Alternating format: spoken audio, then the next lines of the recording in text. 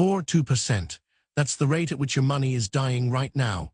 If you have $50,000 sitting in a savings account, inflation just cost you $2,100 this year, and that's before taxes. The Federal Reserve declared victory over inflation 2 years ago. They were wrong, and the people who believed them are paying for it today. This isn't just a number on a government report. This is the rate at which every dollar you earned, saved, and protected is quietly being transferred away from you. Inflation at 2% means the $1,000 you held last year now buys $958 worth of goods. Do that for 5 years, and you've lost nearly 20% of your purchasing power without spending a single dollar, without making a single bad trade, without doing anything wrong at all. The people who understand inflation get ahead. The people who ignore it, who park money in low-yield accounts, hold cash through a cycle, assume the Fed has it under control, end up wondering why they can never seem to get ahead no matter how hard they work. This is the story of how we got here, who's already been hurt the most, and what that means for where you are right now. To understand 2%, you have to go back to 2020.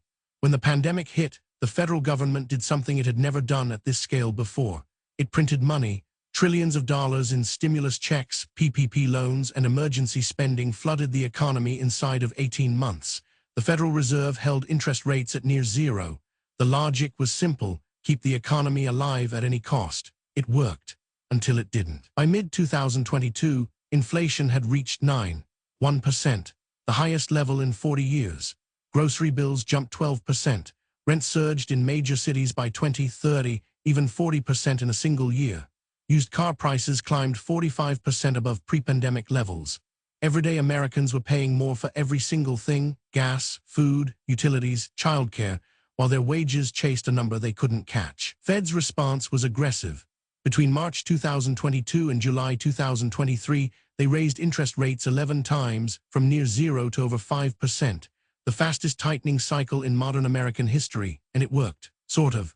By early 2024, inflation had fallen back toward 3%. The headlines called it a soft landing. Economists patted themselves on the back. The White House issued statements, and the Fed, under pressure from markets and politicians alike, began cutting rates. But here's what they missed. Cutting rates before inflation is truly broken is like stopping your antibiotics on day 3 because you feel better. The underlying condition doesn't disappear, it adapts. And the moment financial conditions ease, the pressure that was holding prices down starts to bleed off.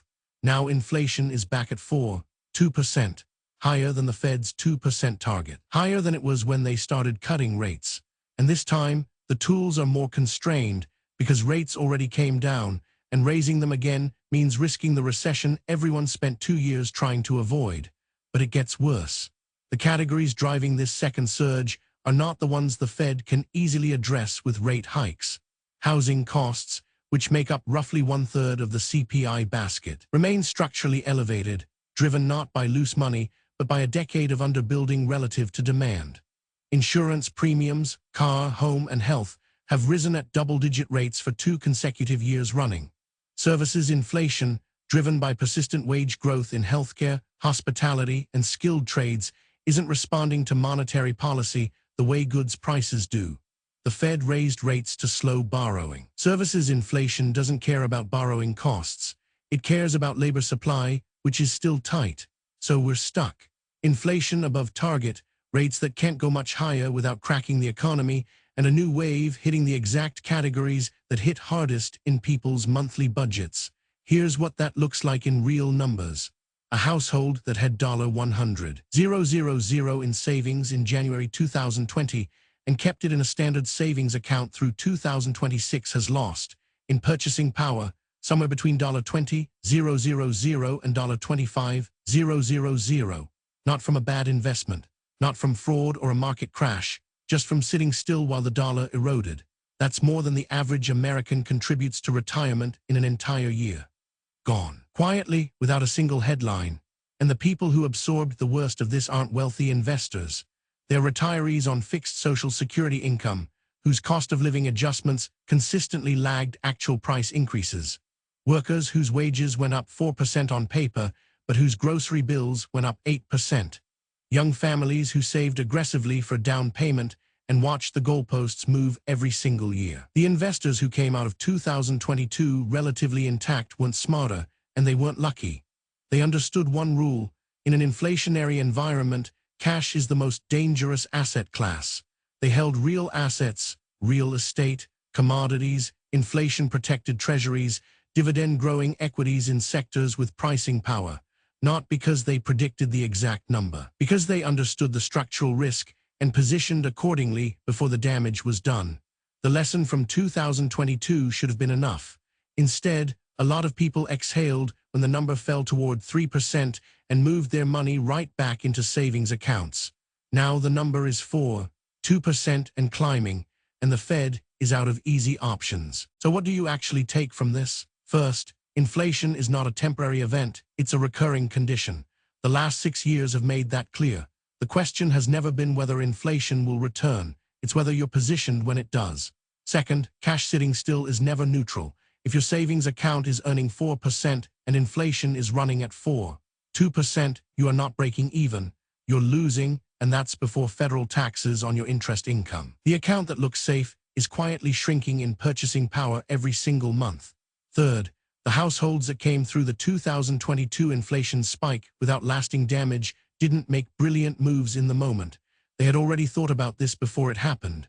They held a mix of assets that don't lose value when the dollar does. The preparation happened years before the crisis, which is exactly why it's worth thinking about now. Not after the next headline. The people who got hurt didn't make one dramatic mistake.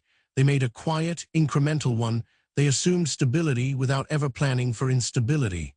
They held cash through a decade of low inflation and mistook that decade for the permanent default setting. It wasn't. It never is. The pattern is repeating right now. If today's breakdown made you look at your own savings differently, this is worth exploring.